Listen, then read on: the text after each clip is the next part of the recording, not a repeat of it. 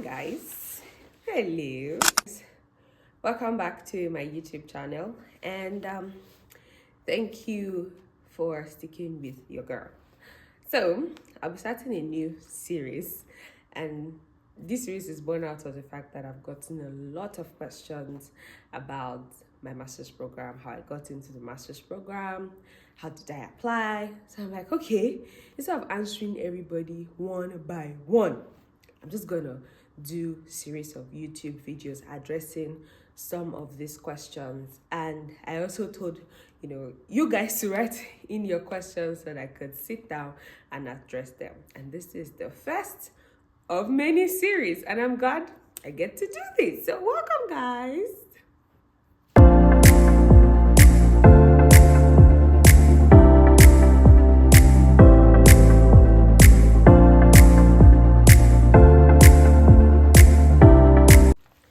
Okay, so let's get into the business of the day.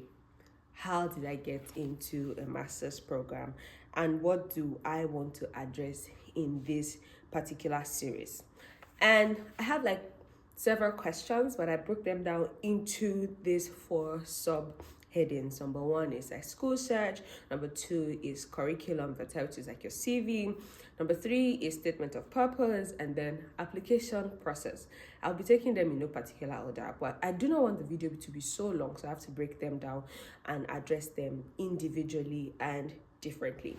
So let's start with the most important, which is the school search. For me personally, when I wanted to apply for schools, I had certain number of schools in mind, but one was on the top of my list, and that's the school I'm in currently. And mine kind of played out differently because I already knew people who were attending this school, so it was easy for me to just ask questions and also go through like the department website and get the necessary knowledge that I needed to be able to apply. But this is one thing that I've also found helpful, and others have found it very helpful. And based on people that I've talked to, how they were able to go about their own application and find like the schools that they attend. So I just came up with a subtitle for this as school search. My number 1 point to you is Google is your friend. Yes, Google is your friend. I'm emphasizing that again because on Google you get every information that you need. But how do you ensure that you are narrowing it down to specifics? Number 1 thing you want to do is, there are 50 states in the US, and they have tons of schools in different states.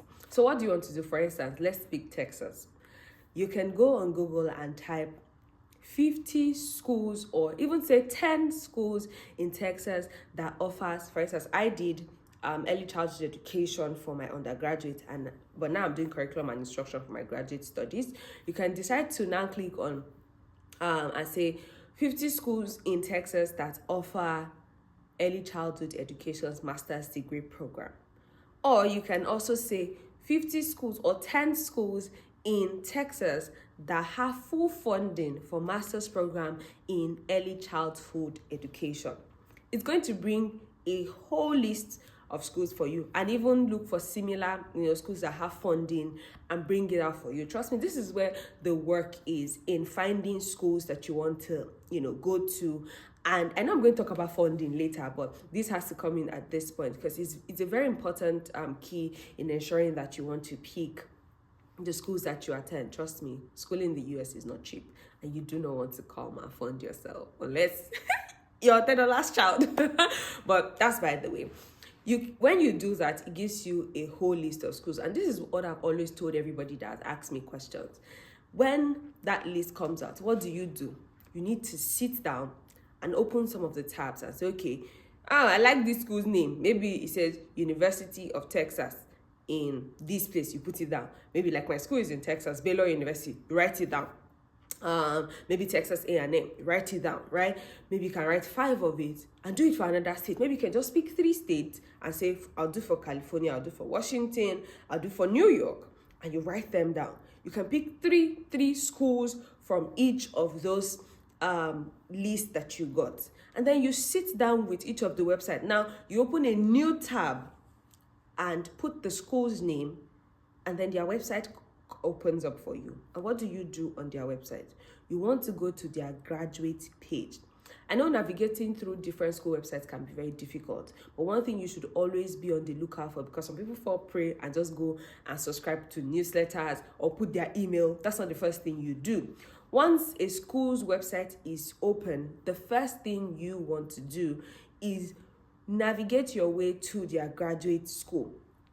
And most times you have to scroll downwards to be able to see where there's admissions. You see undergraduate, then you see graduate admissions. In clicking on graduate admissions, you get to see the number of programs that they have to offer, the timing, that is when do they open their application for students to apply. Currently, this is application season, so there is a lot of people on different websites, but doesn't mean that it's crowded anyways. But you just want to do that, and you're able to see the timing that you have, something that you have to apply for this particular year, and you're able to get your admission for next year.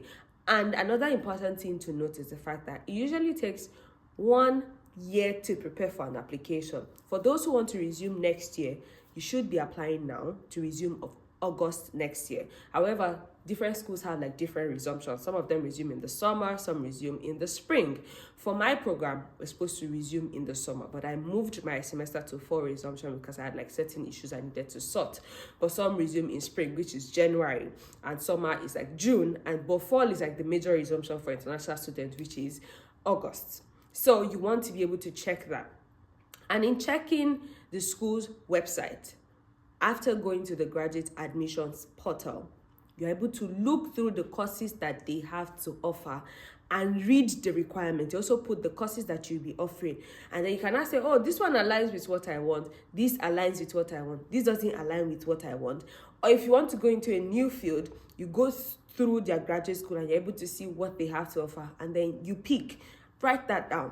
Go to the next school, do the same thing. Go to their graduate school's portal and ensure that you get the information that you need. So the first thing is Google is your friend. However, there are other people online who talk so much about school applications. You may want to just search them out on YouTube and say, okay, just type master's program, how to apply for master's program, and certain videos will pop up and you can sit down, go through and be able to get some of these information. I didn't use YouTube. I used Google to get my information and word of mouth from people that I know. But these are resources that are out there that could help you be able to, get the schools that you want to apply to. The next thing after school search, after getting the list of your schools, in determining what schools you want to apply to, is reading, glancing through what is on each page.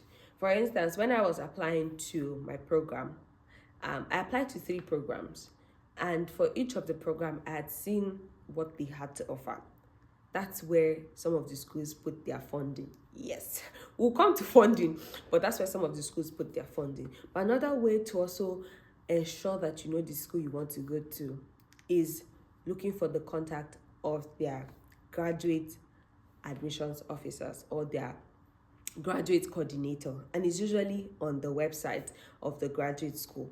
Another way to ensure that you are getting the right information is also, after getting to graduate school, go to the department, because some of them have School of Education, School of Law. The way we say Department of Education, not department, faculty, it's called school here, sorry. It's not Faculty of Education, it's called School of Education or School of Social Science and all of that. Different schools have different, listings and how they play with words. So you can either see School of Education or you see faculty. I'm using education because that's what I studied.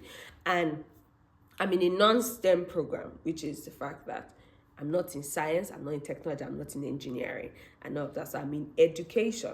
So you want to go to the School of Education or School of Science, depending on where you're applying to or the kind of course that you are applying to. In your search for those schools, you're able to see their graduate coordinator's email.